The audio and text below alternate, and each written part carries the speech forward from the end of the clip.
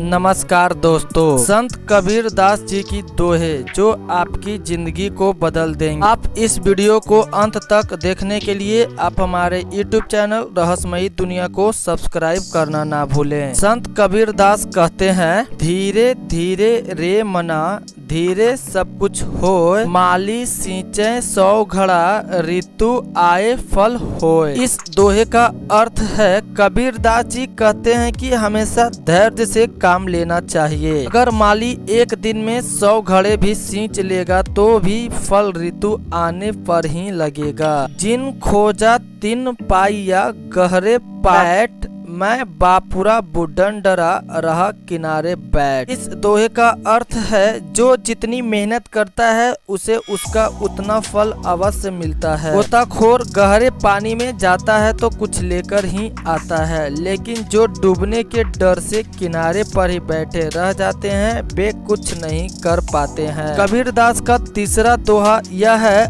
मांगन मरण समान है, मति मांगो कोई भी, मांगन ते मरना भला यह सतगुरु की सीख। इस दोहे का अर्थ है, कबीर दास जी कहते हैं कि मांगना मरने के समान है, इसलिए कभी भी किसी से कुछ मत मांगो। चौथा दोहा यह है, कुटिल वचन सबते बुरा, जारी करे सब छार, साधु वचन जल रूप है, बरसे अमृत धार। इसका अर्थ यह है कि कबीर दास जी कहते हैं कि बुरे वचन विष के यानी जहर के समान होते हैं और अच्छे वचन अमृत यानी दूध के समान होते हैं। पांचवा दोहा यह है कि बड़ा हुआ तो क्या हुआ, जैसे पेड़ खजूर, पंथी को छाया नहीं, फल लगे आती दूर। इसका अर्थ यह है कि कबीर दास जी कहते हैं कि सिर्फ बड़े होने से कुछ नहीं होता। उदाहरण के लिए खजूर का पेड़ इतना बड़ा होता है पर ना तो किसी यात्री को धूप के समय छाया दे सकता है, ना ही उसके कोई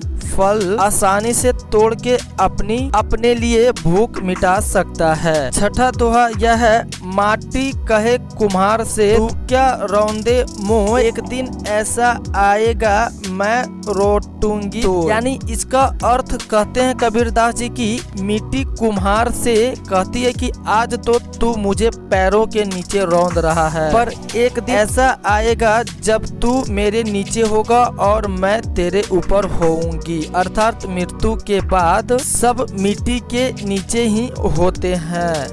सातवां दोहा यह है, जैसा भोजन खाइए ऐसा ही मन होए, जैसा पानी पीजिए तैसी वाणी हो। इस दोहे का अर्थ यह है कि कबीर दास जी समझाते हैं कि हम जैसा भोजन करते हैं वैसा ही हमारा मन हो जाता है, और हम जैसा पानी पीते हैं वैसी ही हमारी वाणी हो जाती है। आठवां दोहा यह है, दुख में सुमिरन सब करे, सुख में करे न कोई, जो सुख में सुमिरन करे दुख काहे को होए। इस दोहे का अर्थ है, कबीर दास जी समझाना चाहते हैं कि सुख में भगवान को कोई याद नहीं करता, लेकिन दुख में सभी भगवान से प्रार्थना करते हैं, यानी प्रार्थना करते हैं। अगर सुख में भगवान को याद किया जाए तो दुख क्यों होगा। अंतिम दोहा यह है कि साईं ना दीजिए जामे कुटुम समाए, मैं भी भूखा ना रहूं साधु ना भूखा जाए। कबीर दास जी इस दोहे के अर्थ से समझाना ये चाहते हैं कि परमात्मा तू मुझे केवल इतना दो कि जिसमें मेरा गुजारा चल जाए, मैं भी भूखा ना रहूं